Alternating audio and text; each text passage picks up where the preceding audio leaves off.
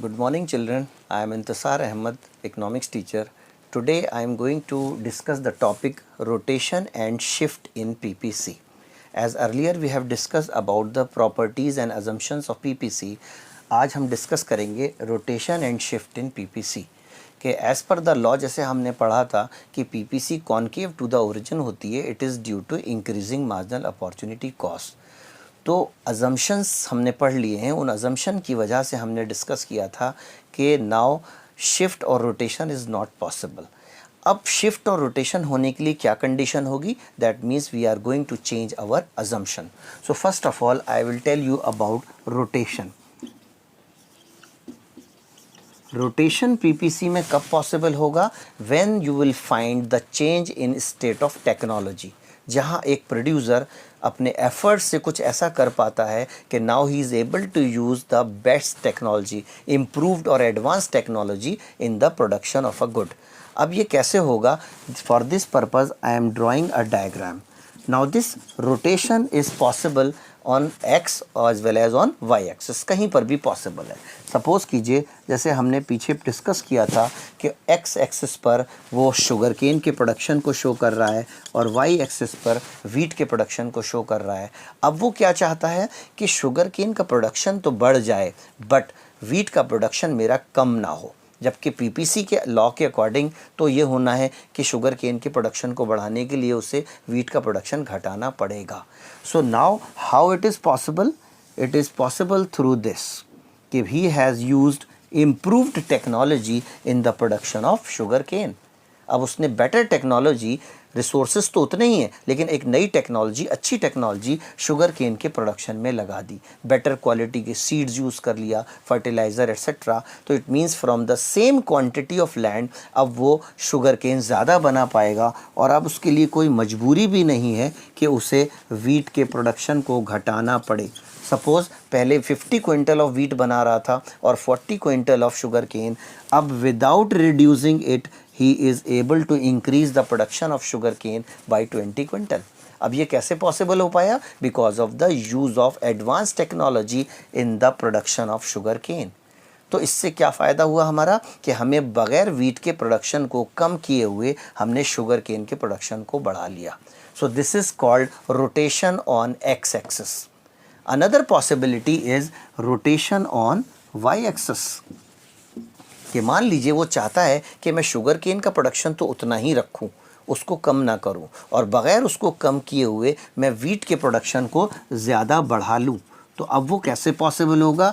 He will be using better और advance technology in the production of wheat, यानी अच्छी quality का seed, fertiliser use करेगा wheat के प्रोडक्शन में। तो अब क्या होगा कि सेम क्वांटिटी ऑफ लैंड में वो ज़्यादा उपज ले पाएगा, ज़्यादा आउटपुट ले पाएगा वीट का without reducing the production of sugar cane, and it would be shown like this. अब इससे हम प्रूव कर सकते हैं कि suppose he was producing 40 quintal of this and 50 quintal of this, now he can produce 10 quintal wheat more without reducing the production of sugar cane। इसका मतलब rotation क्या दिखाता है? रोटेशन ये हमें बताता है कि हम किसी एक चीज़ के प्रोडक्शन को बढ़ा सकते हैं बग़ैर दूसरी चीज़ के प्रोडक्शन को कम किए हुए by using better technology in the production of a commodity. But this is possible only when the assumption of a PPC changes. So this is about rotation. अब दूसरे पार्ट पर आते हैं, that is shift in PPC कि shift कब possible होगा। Rotation तो हमने देखा कि टेक्नोलॉजी के चेंज से पॉसिबल है, तो फिर राइटवर्ड या लेफ्टवर्ड शिफ्ट कब पॉसिबल होगा? इसके लिए हमें फर्स्ट अजम्पशन को चेंज करना होगा, that is limited resource, scarcity of the resource, कि फार्मर के पास लैंड लिमिटेड था। अब मान लीजिए he is able to buy more land, उसने पड़ोस के किसान से कुछ ज़मीन ख़रीद ली और अपनी ज़मीन में उसको जोड़ लिया। Now it is a possibility for him, he can increase the production of one और both, like we are showing with the help of this graph कि इसमें राइटवर्ड शिफ्ट हो रहा है, यानी ये क्या शो कर रहा है? Growth of resource. यहाँ पर रिसोर्सेस का ग्रोथ हो रहा है और अब अगर वो चाहे तो दोनों चीज़ों के प्रोडक्शन को बढ़ा सकता है। अब उसके लिए कोई कंपल्जन नहीं है कि एक चीज़ के प्रोडक्शन को बढ़ाने के लिए दूसरा घटाना पड़े। Like for example he was producing 50 of this and 40 of this. now he can switch over from A to point B possibility पर वो जा सकता है, where he will be able to produce 10 quintal of both more, कि उसने पहले 50 की जगह वीट 60 क्विंटल बना लिया और शुगर केन को 40 की जगह 50 क्विंटल बना लिया। तो ये कैसे पॉसिबल हुआ कि अब उसे एक के भी प्रोडक्शन को घटाना नहीं पड़ा और दोनों की प्रोडक्शन को उसने बढ़ा लिया। It is possible only when there is growth of resource, उसके पास ज़्यादा लैंड आ गया। ऐसी कोई और एग्जांपल भी हम ले सकते हैं कि इंडस्ट्री में उसने एक नया प्लांट लगा लिया, कुछ नई मशीनें ख़रीद ली जिससे उसकी प्रोडक्टिव कैपेसिटी इंक्रीज़ हो गई। Now it's not compulsory for him to reduce the production of one to increase the production of another। और वो ये भी कर सकता है जो रिसोर्स का ग्रोथ हुआ है उसे सिर्फ एक ही चीज़ के प्रोडक्शन में लगा दे बढ़ाने में, तो फिर भी ये तो होगा कि दूसरे के प्रोडक्शन को उसे कम नहीं करना पड़ेगा। Another possibility is leftward shift in PPC. When it would be possible, leftward shift जैसे हम डायग्राम में दिखा रहे हैं, ये रिसोर्सेज का घट जाना। अब ये रिसोर्सेज का घट जाना सेल्फ भी हो सकता है और ये नेचुरल भी हो सकता है कि मान लीजिए कोई नेचुरल डिज़ास्टर हुआ, कोई नेचुरल कैलेमिटी आई जिसकी वजह से उसका रिसोर्स कम हो गया। मान लीजिए कहीं पर अर्थक्वेक आया और अर्थक्वेक आने से कुछ फैक्ट्रीज़ डैमेज हो गई, कहीं पर मान लीजिए साइक्लोन आया और उसकी वजह से वो एरिया अफेक्टेड हो गया और वहाँ का प्रोडक्शन ठप हो गया, बहुत नुकसान हो गया इंफ्रास्ट्रक्चर वगैरह को। तो that would be shown by a leftward shift, that earlier he was producing at point A, so he was able to produce 50 quintal of wheat and 40 quintal of sugarcane। Now अब in natural calamity की वजह से या ये भी हो सकता है कि कुछ और उसके पास रिसोर्स घट गया, मान लीजिए उसे मजबूरी में अपनी ज़मीन बेचनी पड़ गई तो उसके पास रिसोर्स रिड्यूस हो गया। Because of this reason his production of wheat decline from 50 to 40 and production of this decline from 40 to 30। तो जब भी रिसोर्सेज घटते हैं इसे हम लेफ्टवर्ड शिफ्ट कहते हैं, और रिसोर्सेज लेफ्टवर्ड शिफ्ट होने के कारण हम दोनों ही प्रोडक्शन को कम कर रहे हैं। That means we are able to produce lesser quantity of both the goods. लेकिन इसी के साथ एक चीज़ और जुड़ी हुई है, दैट इज़ कि अगर मान लीजिए रिसोर्स तो हैं but we are not able to use them, तो वो अंडर यूटिलाइजेशन कहलाता है। उस केस में लेफ्टवर्ड शिफ्ट नहीं होता। We will say production taking place inside PPC, somewhere inside PPC। जैसे मैंने अभी आपको बताया कि कहीं किसी कोस्टल एरिया में साइक्लोन आया, साइक्लोन की वजह से उसकी फसल तबाह हो गई, किसान की फसल ख़राब हो गई। तो फसल ही तो ख़राब हुई है, लैंड नहीं ख़राब हुआ, लैंड आगे फिर यूज़ हो जाएगा। एट दैट टाइम उसका प्रोडक्शन घट गया, फ्रॉम ए से उसे कहीं अंदर बी पॉइंट पर आना पड़ गया। That now he is able to produce lesser quantity, कि अगर मान लो पहले वो 50 और 40 बना रहा था तो अब वो सिर्फ 40 और 30 बना पाया।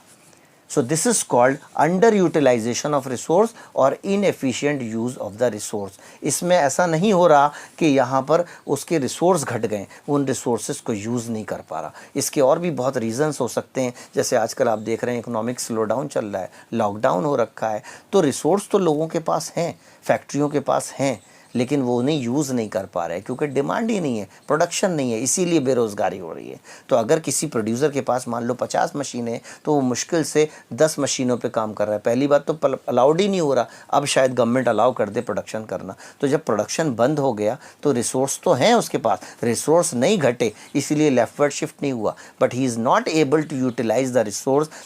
इसलिए ऐसे हम इसको कहेंगे is production is taking place inside PPC. So you have seen as per law PPC concave होता है, it is because of increasing marginal opportunity cost, कि एक प्रोड्यूसर को हमेशा ज़्यादा से ज़्यादा सेक्रीफाइस करना पड़ता है। लेकिन कई बार हॉट्स में इस तरह के क्वेश्चन आते हैं कि कब पीपीसी कॉन्वेक्स हो सकता है या स्ट्रेट लाइन हो सकता है। एज़ पर लॉ तो नहीं होगा, लेकिन अगर आपसे इस तरह की क्वेश्चंस पूछे जाएं, so how would you answer them, that I am explaining. कि अगर आपसे कहा गया कि PPC is convex to the origin, तो ये कब हो पाएगा। You can see we are showing the example of two goods, wheat and sugar cane. जब वीट के सेक्रीफाइस को उसे शुरू में ज़्यादा करना पड़े और उसके बाद हर बार उसका सेक्रीफाइस कम होता चला जाए। लाइक यू कैन सी, पहले उसने 30 क्विंटल का सेक्रीफाइस किया और 20 क्विंटल शुगर केन ले पाया, तो 30:20। If you will divide 30 by 20 it comes 1.5। Next is he is sacrificing lesser, 20 and gaining 20, so 20 ratio 20 comes 1. So that means 1.5 now became 1, घट गया. थर्ड 50 माइनस 40 यानी नाउ अब और कम सेक्रीफाइस करना पड़ रहा है 10 एंड गेनिंग 20. सो 10 रेशो 20, अगर हम 10 को 20 से डिवाइड करें तो हाफ, यानी 1.5 1 और half. That means MOC is declining. तो जब भी कभी एमओसी घटेगा, एमओसी डिमिनिश करेगा, पीपीसी कॉन्वेक्स हो जाएगा. But I am telling you again, it is not according to law. If it is asked in the question कि show a schedule in which PPC should be convex, MOC should decline, तब आप ये बनाएंगे. इसी तरह next possibility है, आपसे कहा जाता है क्वेश्चन में कि show how PPC would be a straight line. एक डाउनवर्ड स्लोपिंग स्ट्रेट लाइन कैसे होगा, तब आप बताएंगे when MOC is constant then it is possible only, but according to not according to law. तो यू कैन सी अगेन कि wheat 100 बनाया और 20 शुगर केन, तो 20 का सेक्रीफाइस किया और 20 का गेन हो गया, तो 20 ratio 20. Next time again sacrifice is same, 20 and gaining same 20 again 20. इसका मतलब हर बार वो वीट के प्रोडक्शन को 20 क्विंटल सेक्रीफाइस कर रहा है और 20 क्विंटल शुगर केन का प्रोडक्शन गेन कर रहा है. So every time he is sacrificing equally. So the ratio of sacrifice and gain are equal. 20 ratio 20, 20 ratio 20, 20 ratio 20, that comes 1 1 1. In that case MOC is constant. तो जब भी MOC constant आएगा, अब आप इसको प्लॉट करें, ग्राफ में डालेंगे, तो you will see PPC would be a downward sloping straight line. So as per law PPC is concave to the origin because of increasing MOC, but if MOC declines then PPC may be convex to the origin, and if MOC is constant, PPC will be a straight line. Thank you.